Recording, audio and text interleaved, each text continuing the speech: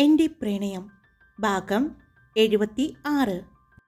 എന്നാ പിന്നെ ഞങ്ങൾ പൊയ്ക്കോട്ടെ, ഇന്നൊരു പാർട്ടിയുണ്ട്, അതിനുവേണ്ടി പോകാൻ വേണ്ടി ഇറങ്ങിയപ്പോഴാണ് ഇങ്ങോട്ട് വരേണ്ടി വന്നത് എന്ന് പറഞ്ഞ് ഹരി സിസ്റ്ററോട് യാത്ര പറഞ്ഞു. അപ്പോൾ നികേഷ്, എന്നെ വിളിക്ക്, നാളെ ഒരു 10 മണിക്ക് ഞാൻ ഓഫീസിലുണ്ടാകും എന്ന് പറഞ്ഞ് ഹരി പൊന്നുവിൻ്റെ കൈ പിടിച്ചു. പൊന്നുവും സിസ്റ്ററോട് പറഞ്ഞുകൊണ്ട് അവിടെ നിന്നും കാറിനടുത്തേക്ക് നടന്നു. രണ്ടുപേരും നല്ല ചേർച്ചയുണ്ടല്ലേ? സിസ്റ്റർ പറഞ്ഞതും നികേഷ് അവരെ നോക്കി ചെറുതായി പുഞ്ചിരിച്ചു. ആ പയ്യനും അധ്യാപകൻ തന്നെയാണോ? സിസ്റ്റർ ചോദിച്ചു. അല്ല, അദ്ദേഹം ACP ആണ്. ACP ഹരിരുദ്രദേവ്.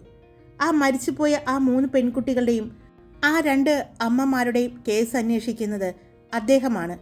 അത് കേട്ടതും സിസ്റ്റർ ഞെട്ടലോടെ അയാളെ നോക്കി. പിന്നെ കാറിലേക്ക് കയറി പോകുന്ന ഹരിയെയും പൊന്നുവിനെയും നോക്കി. അപ്പോൾ പിന്നെ കാണാം സിസ്റ്റർ എന്ന് പറഞ്ഞ് നികേഷും അവിടെ നിന്നും നടന്നുപോയി. എന്നാൽ ഇവരെ നോക്കിക്കൊണ്ട് മാതാവിൻ്റെ രൂപത്തിൻ്റെ പുറകിൽ ഒരു നിഴൽ നിന്നത് ആരും കണ്ടില്ല. കാറിൽ കയറിയതും പൊന്നു ഹരിയെ നോക്കി. ഹരിയേട്ടാ, കുഴപ്പമൊന്നുമില്ലല്ലോ? എന്തു പറഞ്ഞു ആ അമ്മ? അവൾ ചോദിച്ചു. പറയാം പൊന്നു, ഇപ്പോൾ വേണ്ട, ഞാൻ പിന്നെ പറയാം, അവൻ പറഞ്ഞു. ഹരിയേട്ടൻ ടെൻഷനിലാണോ? അവൾ ചോദിച്ചു. ടെൻഷനിലാണോ എന്ന് ചോദിച്ചാൽ ചെറിയൊരു ടെൻഷനുണ്ട്. പക്ഷേ ഞാൻ ഇന്നത്തെ ദിവസം ഒരു ടെൻഷനും ഞാൻ എൻ്റെ മനസ്സിൽ കയറ്റാൻ നോക്കില്ല. ഇന്നത്തെ ദിവസം എന്നല്ല, എൻ്റെ ജോലിക്കാര്യങ്ങൾ എല്ലാം പുറത്ത്. എൻ്റെ പെണ്ണിൻ്റെ കൂടെ നിൽക്കുന്ന സമയം നിനക്ക് വേണ്ടിയുള്ളതാണ്, ഹരി പറഞ്ഞു. പിന്നീട് പൊന്നു ഇന്ന് മദറുമായിട്ട് സംസാരിച്ച എല്ലാ കാര്യങ്ങളും അവനോട് പറഞ്ഞു. ഹരി പൊന്നുവിനെ നോക്കി. എന്നിട്ട് എന്താ പൊന്നു ഉദ്ദേശിക്കുന്നത്? ഹരി ചോദിച്ചു. അത് വേറൊന്നല്ല ഹരിയേട്ടാ, പഠിക്കാൻ താല്പര്യമുള്ള കുട്ടികളല്ലേ, നമുക്ക് സഹായിക്കുന്നത് കൊണ്ട് കുഴപ്പമൊന്നുമില്ലല്ലോ. പക്ഷേ കോളേജിൽ അവർക്ക് ഇപ്പോൾ അഡ്മിഷൻ കിട്ടാൻ എന്ന് പറഞ്ഞാൽ അത് കുറച്ച് ബുദ്ധിമുട്ടുള്ള കാര്യമല്ലേ? അവൾ ചോദിച്ചു. അത് ബുദ്ധിമുട്ടുള്ള കാര്യമൊന്നുമല്ല, പൊന്നു വിചാരിച്ചാൽ നടക്കും. പക്ഷേ അവർ പറഞ്ഞത് വെച്ച് നോക്കുകയാണെങ്കിൽ അത് പറ്റുമെന്ന് തോന്നുന്നില്ല. ആ കുട്ടികൾക്ക് അവരുടെ ഇഷ്ടപ്രകാരം സ്വന്തം കാലിൽ നിന്ന് പഠിക്കാനാണ് അവർ ആഗ്രഹിക്കുന്നതെങ്കിൽ അവർ ജോലിക്ക് പോകട്ടെ. എന്നിട്ട് ഈവനിങ് ക്ലാസ്സിന് പോയി പഠിക്കാൻ ആഗ്രഹിക്കുന്നുണ്ടെങ്കിൽ അങ്ങനെ പഠിക്കട്ടെ. അതിനുവേണ്ട സപ്പോർട്ടുകൾ എന്താണെന്ന് വെച്ചാൽ നമുക്ക് ചെയ്യാം, ഹരി പറഞ്ഞു. പിന്നെ ഹരിയേട്ടാ, എനിക്ക് വേറൊരു കാര്യം കൂടി പറയാനുണ്ട്. മനസ്സിലായി, നമ്മുടെ ഷോപ്പിൽ ആ കുട്ടിക്ക് ജോലിയല്ലേ, അത് റെഡിയാക്കാം കേട്ടോ. അത് കേട്ടതും പൊന്നുവിന് സന്തോഷമായി. അങ്ങനെ അവർ സംസാരിച്ച് പാർട്ടി നടക്കുന്ന ആ റിസോർട്ടിലേക്ക് എത്തി. അവിടെ അവർ ചെല്ലുമ്പോഴേക്കും കണ്ടു എല്ലാവരും അവരെ കാത്തു നിൽക്കുന്നത്. പൊന്നു കാറിൽ നിന്നും ഇറങ്ങിയതും അവളെ കണ്ടതും ഐറയും വാണിയും ശ്രദ്ധയും ഓടി അവളുടെ അടുത്തേക്ക് ചെന്നു. അടിപൊളിയായിട്ടുണ്ട്, നിന്റെ ഫോട്ടോ ചോദിച്ചിട്ട് നീ കാണിച്ചു തരാതിരുന്നത് ഇതുകൊണ്ടാണല്ലേ? എന്നാലും നല്ല ഭംഗിയിട്ടിട്ട് കാണാൻ. പണ്ട് ഒരു നാടൻ പെൺകുട്ടിയായിരുന്നെങ്കിൽ ഇപ്പോൾ അത്യാവശ്യം ഒരു മോഡേൺ പെൺകുട്ടി ആയിട്ടുണ്ട്, ഐറ പറഞ്ഞു. എൻ്റെ പൊന്നൈറ, ഞാനല്ല, ഹരിയേട്ടൻ എനിക്ക് വേണ്ടി വാങ്ങി വെച്ചിരിക്കുന്ന ഡ്രസ്സുകൾ കണ്ട ആകെ ദേഷ്യം വന്നു പോകും. അതിൽ നിന്നും ഹരിയേട്ടൻ തന്നെ സെലക്ട് ചെയ്തതാ ഈ സാരി ഇന്നത്തെ ദിവസം ഉടുക്കാൻ. പിന്നെ എങ്ങനെയാണ് ഉടുക്കില്ല എന്ന് പറയുന്നത്? അതും ഇന്നൊരു നല്ല ദിവസമായിട്ട് അങ്ങനെ എടുത്തുടുത്തതാണ്. പക്ഷേ ഇങ്ങനെ ഈ സ്ലീവ് കുറഞ്ഞ ബ്ലൗസൊക്കെ ഇട്ട് എനിക്ക് അമ്മയുടെ അടുത്ത് പോകാൻ വല്ലാത്ത പേടിയുണ്ട്. അമ്മ എന്നെ ഓടിക്കാതിരുന്നാൽ മതി, പൊന്നു പറഞ്ഞു. ഇല്ല പൊന്നൂസേ, നല്ല ഭംഗിയുണ്ട്, ഒരു വൃത്തികേടുമില്ല. നമ്മളൊക്കെ ഈ സ്ലീവ്ലെസ്സിൻ്റെ ഡ്രസ്സുകളൊക്കെ നമ്മുടെ പാരൻസ് ഇഷ്ടമല്ല എന്ന് പറഞ്ഞ് ഇടാതിരുന്നതല്ലേ? നമ്മുടെ ഭർത്താക്കന്മാർ ഇഷ്ടപ്പെടുന്നത് പോലെ ഇനി നമ്മൾ ജീവിക്കണ്ടേ? ഇത്രയും നാൾ നമ്മൾ പാരൻസിന് വേണ്ടി ജീവിച്ചില്ലേ? ഇനി നമ്മൾ നമ്മുടെ ഭർത്താക്കന്മാർക്ക് വേണ്ടി ജീവിക്കണം, അവരുടെ സന്തോഷത്തിന് വേണ്ടി ജീവിക്കണം, ശ്രദ്ധ പറഞ്ഞു. അതിൽ എനിക്കൊരു അഭിപ്രായ വ്യത്യാസമുണ്ട്. അപ്പോൾ നമ്മൾ എപ്പോഴാടാ നമ്മുടെ ഇഷ്ടത്തിന് ജീവിക്കാൻ പോകുന്നത്? പൊന്നു ചോദിച്ചു. അതിന് നീതേ അങ്ങോട്ട് നോക്കി, ആ നിൽക്കുന്ന ഹരിരുദ്രദേവിനെ പോലെയുള്ള ഒരു ഭർത്താവിനെ കിട്ടിയാൽ മതി, ശ്രദ്ധ പൊന്നുവിനെ നോക്കിക്കൊണ്ട് പറഞ്ഞു. തരുണിൻ്റെയും എറിക്കിൻ്റെയും ഒപ്പം സംസാരിച്ച് നിൽക്കുന്ന ഹരിയെ കാണിച്ച് അവൾ പറഞ്ഞതും പൊന്നു അവനെ നോക്കി. അവളുടെ ചുണ്ടിലും ഒരു പുഞ്ചിരി ഉണ്ടായിരുന്നു. ശരിയാണ്, തന്നെ സ്നേഹിക്കുന്ന, തൻ്റെ ഇഷ്ടങ്ങൾക്ക് ഒപ്പം നിൽക്കുന്ന ഒരാൾ തന്നെയാണ് ഹരി എന്ന് അവൾക്ക് തോന്നി. വാ, നമുക്ക് അങ്ങോട്ട് പോകാം, ഇനി അമ്മമാരൊന്ന് കാണട്ടെ പെണ്ണിനെ എന്ന് പറഞ്ഞ് അവരെല്ലാവരും കൂടി പൊന്നുവിനെ കൊണ്ടുപോയി. അപ്പോഴാണ് പൊന്നുവിൻ്റെ അമ്മ ഹരിയുടെ അമ്മയുമായിട്ട് സംസാരിച്ച് നിൽക്കുന്നത് കാണുന്നത്. ഹരിയുടെ അമ്മ മാത്രമല്ല, അവിടെ വാണിയുടെയും ഐറയുടെയും ശ്രദ്ധയുടെയും അമ്മമാരുണ്ടായിരുന്നു. ദാ അങ്ങോട്ട് നോക്കി. മുത്തശ്ശി കാണിച്ചതും എല്ലാവരും അങ്ങോട്ടും നോക്കി. അപ്പോഴാണ് പൊന്നുവിനെ കാണുന്നത്. പൊന്നുവിൻ്റെ ആ വേഷവും ആ രൂപവും കണ്ടതും അമ്മമാരുടെ എല്ലാവരുടെയും മുഖം വിടർന്നു. അത്രയും ഭംഗിയായിട്ട് അവളെ കണ്ടിട്ടില്ല എന്ന് പോലും അവർക്ക് തോന്നി. സാധാരണ ഒരു സാരിയും മുടി അയച്ചിട്ട് അല്ലെങ്കിൽ പിന്നിയിട്ട് ഒരു പൊട്ടും അത്ര മാത്രമായിരുന്നു അവളുടെ ഒരുക്കം.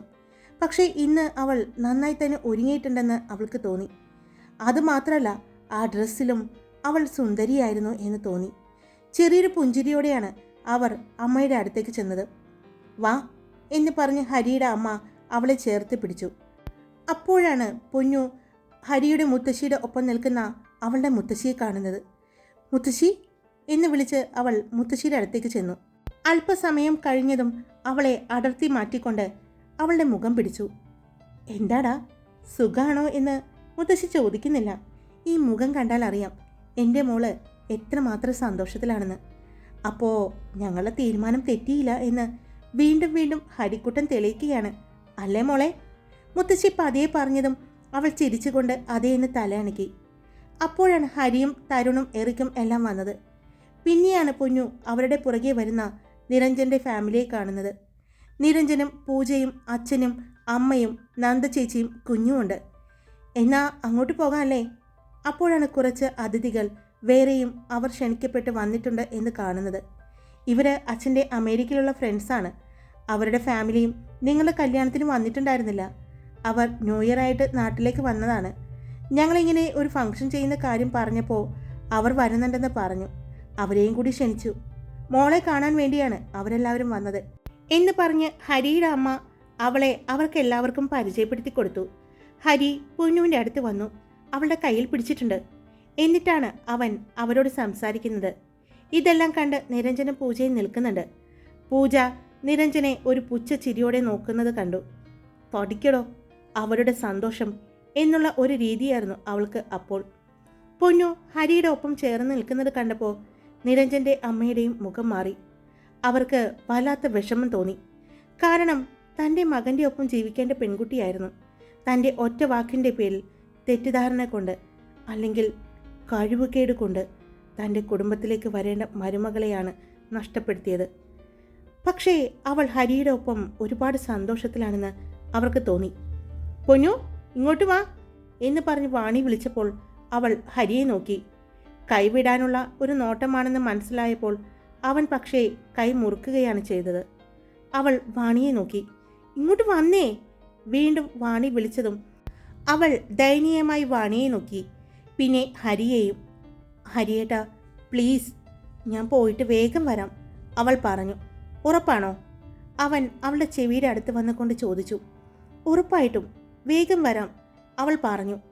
അപ്പോഴാണ് അവൻ കയ്യിലെ പിടി വിട്ടത്.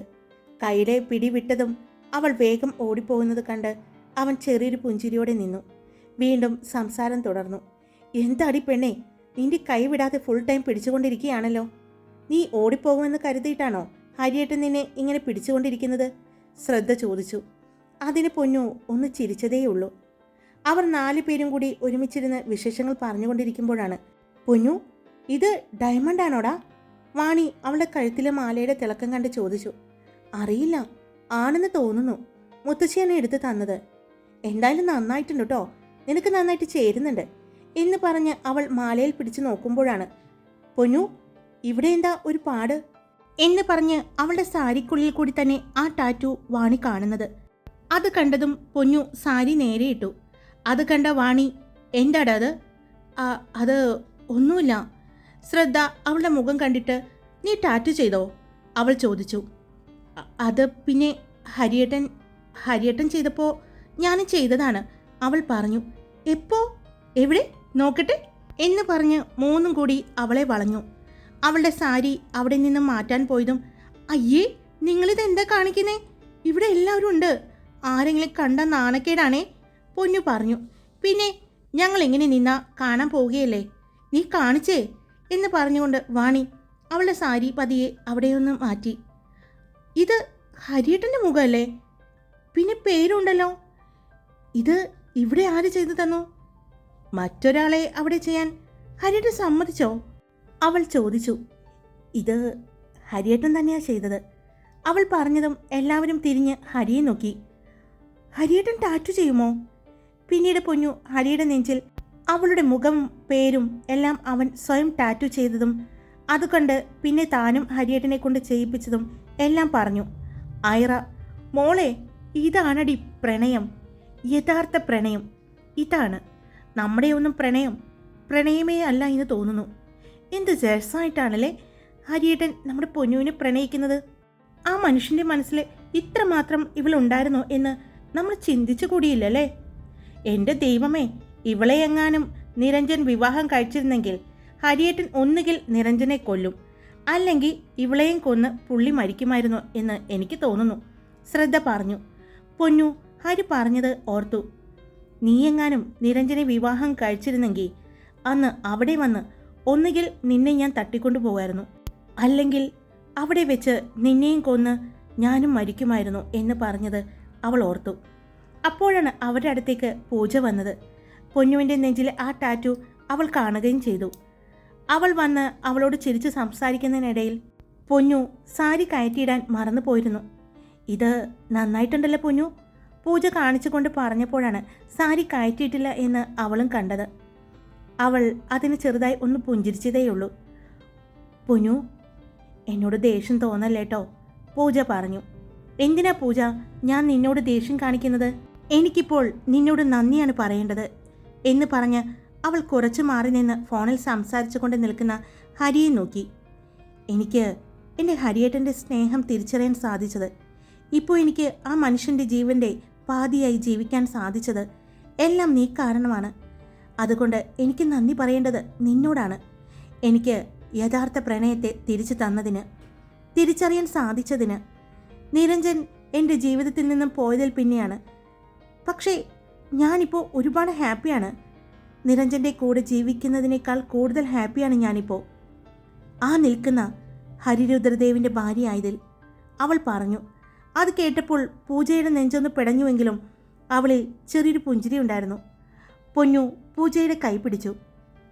പൂജ, നീ വിഷമിക്കണ്ട, നിരഞ്ജൻ നിന്നെ സ്നേഹിക്കും. എത്രയാണെന്ന് വെച്ചാൽ നിന്റെ ഈ സ്നേഹം കാണാതെ ഇരിക്കുന്നത്? ഹരിയേട്ടൻ്റെ സ്നേഹം ഞാൻ തിരിച്ചറിഞ്ഞില്ലേ, അതുപോലെ നിന്റെ സ്നേഹവും നിരഞ്ജൻ തിരിച്ചറിയും. അന്ന് എൻ്റെ ഹരിയേട്ടൻ സ്നേഹിക്കുന്നതിനേക്കാൾ കൂടുതൽ ഇരട്ടി ചിലപ്പോൾ നിന്നെ നിരഞ്ജൻ സ്നേഹിക്കും. അങ്ങനെ വിശ്വസിക്ക്, ഉറപ്പായിട്ട് നിന്നെ സ്നേഹിക്കും. നിന്റെ സ്നേഹം സത്യമാണെങ്കിൽ നിന്നെ ഈശ്വരൻ കൈവിടില്ല, പൊന്നു പറഞ്ഞു. അപ്പോഴാണ് ഹരിയുടെ മുത്തച്ഛൻ എല്ലാവരെയും ഭംഗിയായി ഡെക്കറേഷൻ ചെയ്ത് വെച്ചിരിക്കുന്ന ഒരു ഭാഗത്തേക്ക് വിളിച്ചത്. എല്ലാവരും അവിടെ ചെന്നപ്പോൾ കണ്ടു, നിറയെ ക്യാൻഡിൽസും റോസാപ്പൂക്കളുമായി മനോഹരമായി അറേഞ്ച് ചെയ്തിരിക്കുന്നു. അപ്പോൾ സമയം ഇപ്പോൾ 10 മണി കഴിഞ്ഞു. നമ്മളെല്ലാവരും ഇന്ന് പുതുവർഷം ഇവിടെ ആഘോഷിക്കാൻ വേണ്ടി തീരുമാനിച്ചിരിക്കുന്നതിന് 2 കാരണങ്ങളുണ്ട്. ഒന്ന്, ഇന്ന് വന്നിരിക്കുന്ന ഞങ്ങൾ കുറച്ച് ഗസ്റ്റുകളുണ്ട്. അവർ ഹരിക്കുട്ടൻ്റെയും പൊന്നുവിൻ്റെയും വിവാഹത്തിന് വന്നിട്ടുണ്ടായിരുന്നില്ല.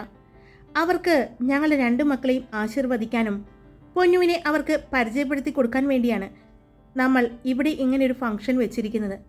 രണ്ടാമത്തെ കാരണം, ഞങ്ങൾക്കൊരു കാര്യം പൊന്നുവിൻ്റെ ഫാമിലിയോടും അവളുടെ ഈ കൂടി നിൽക്കുന്ന ഫ്രണ്ട്സിനോടും അവരുടെ ഫാമിലിയോടും എല്ലാം പറയാനുണ്ട്. അത് വെളിപ്പെടുത്താനും കൂടി വേണ്ടിയാണ് ഇങ്ങനെ ഒരു ഫംഗ്ഷൻ വെച്ചിരിക്കുന്നത്, മുത്തച്ഛൻ പറഞ്ഞു. ആദ്യത്തെ കാര്യം കഴിഞ്ഞു. ഞങ്ങളുടെ ഫാമിലിയിലെ ന്യൂ മെമ്പറെ ഞങ്ങളുടെ അതിഥികൾക്കായിട്ട് ഞങ്ങൾ പരിചയപ്പെടുത്തി കൊടുത്തു. അപ്പോൾ പൊന്നുവിൻ്റെ അടുത്ത് ഹരിയും ഉണ്ടായിരുന്നു. ഹരി അവളെ തോളിലൂടെ ചേർത്ത് അവനിലേക്ക് ചേർത്ത് പിടിച്ചിട്ടുണ്ട്. പൊന്നു, ഇതറിയുമ്പോൾ അച്ഛൻ്റെയും അമ്മയുടെയും പ്രതികരണം എന്തായിരിക്കും? ടെൻഷനുണ്ടോ? അവൻ പതിയെ ചോദിച്ചു. അവൾ പുഞ്ചിരിച്ചുകൊണ്ട് അവൻ്റെ മുഖത്തേക്ക് നോക്കി. ഇല്ല എന്നവൾ പറഞ്ഞു. ആ നിമിഷം ഹരി അവളുടെ നെറ്റിയിൽ ഒന്ന് ചുംബിച്ചു. അയ്യോ, ഇവരുടെ പുറകെ വന്ന് നിൽക്കാൻ പോയ എന്നെ വേണം തല്ലാൻ എന്ന് പറഞ്ഞുകൊണ്ട് എറിക്ക് അവിടെ നിന്നും മാറി വാണിയുടെ അടുത്ത് വന്ന് നിന്നു. അവളുടെ കയ്യിൽ കൈകോർത്ത് പിടിച്ചു നിന്നു. ഹരിയുടെ മുത്തച്ഛൻ പറയുന്നത് കേട്ടുകൊണ്ട് ഒന്നും അറിയാത്തതുപോലെയാണ് കയ്യിൽ പിടിച്ചത്. അത് കണ്ടതും അവൾ അവനെ നോക്കി. അവൾ എന്താ എന്നുള്ള രീതിയിൽ നോക്കിയതും എറിക്ക് ചിരിച്ചുകൊണ്ട് കണ്ണ് ചിമ്മി കാണിച്ചു. ഞങ്ങൾ ഇവിടെ പറയാൻ പോകുന്നത് നമ്മുടെ മക്കളുടെ കല്യാണത്തിന് മുമ്പ് പറയേണ്ട കാര്യമായിരുന്നു. പക്ഷേ അത് ചില പ്രത്യേക സാഹചര്യങ്ങൾ കൊണ്ട് പറയാൻ പറ്റിയില്ല. അതാണ് ഞങ്ങൾ ഇന്നിവിടെ പറയാൻ പോകുന്നത് എന്ന് ഹരിയുടെ മുത്തച്ഛൻ പറഞ്ഞതും എല്ലാവരും ഹരിയുടെ മുത്തച്ഛനെയും പിന്നെ പരസ്പരവും നോക്കി. ഞാൻ നിങ്ങളെ ഒരുപാട് ടെൻഷൻ അടുപ്പിക്കുന്നില്ല. മോനെ ഹരി, ഇങ്ങോട്ട് വാ. മോളെ, നീ കൂടി വാ എന്ന് പറഞ്ഞ് മുത്തച്ഛൻ വിളിച്ചതും അച്ഛനെയും അമ്മയെയും നോക്കിക്കൊണ്ട് തന്നെ അവരുടെ അടുത്തേക്ക് ചെന്നു. ഇത് നിങ്ങൾക്കറിയാലോ, എൻ്റെ കൊച്ചുമകനും എൻ്റെ മകൻ്റെ മകനുമായ രുദ്രദേവാണ്. ഇപ്പോൾ ഞങ്ങൾ തെക്കേടത്ത് ജ്വല്ലറി എന്ന് പറയുന്ന ജ്വല്ലറികൾ എല്ലാം നോക്കി നടത്തിക്കൊണ്ടിരുന്നത് ഇവനാണ്. പിന്നെ കോളേജിൻ്റെ കാര്യങ്ങളും നോക്കി നടത്തുന്നത് ഹരിയായിരുന്നു. പക്ഷേ ശരിക്കും ഇവൻ്റെ ജോലി അതല്ല. തൽക്കാലത്തേക്ക് അവൻ്റെ ഈ പെണ്ണിനെ വിവാഹം കഴിക്കാൻ വേണ്ടിയും പിന്നെ മറ്റൊരു ആവശ്യത്തിനു വേണ്ടിയാണ് അവൻ ഇങ്ങോട്ട് വന്നത്. ഇവൻ മുംബൈയിലായിരുന്നു. മുംബൈയിൽ ഹരിക്ക് ഒരു ജോലി ഉണ്ടായിരുന്നു. അത് എന്താണെന്ന് വെച്ചാൽ മുത്തച്ഛൻ ഹരിയെയും അവൻ്റെ അച്ഛനെയും നോക്കി. ഹരി ഒരു എൻകൗണ്ടർ സ്പെഷ്യലിസ്റ്റാണ് മുംബൈ പോലീസിലെ. മുത്തച്ഛൻ പറഞ്ഞതും പൊന്നുവിൻ്റെ അച്ഛനും അമ്മയും മുത്തശ്ശിയും എല്ലാം ഞെട്ടി. എന്നാൽ ഇതെല്ലാം തരുണും കൂട്ടർക്കും അറിയുന്നത് കൊണ്ട് അവർക്ക് യാതൊരുവിധ ഭാവവ്യത്യാസങ്ങളും ഉണ്ടായിരുന്നില്ല. എന്നാൽ നിരഞ്ജനും പൂജയും നിരഞ്ജൻ്റെ വീട്ടുകാരും അങ്ങനെ ഇതറിയാതിരുന്ന എല്ലാവരും ഞെട്ടലോടെയാണ് കേട്ടിരുന്നത്. നാളെ അവൻ ഇവിടെ ACP ആയി ചാർജ് എടുക്കുകയാണ്.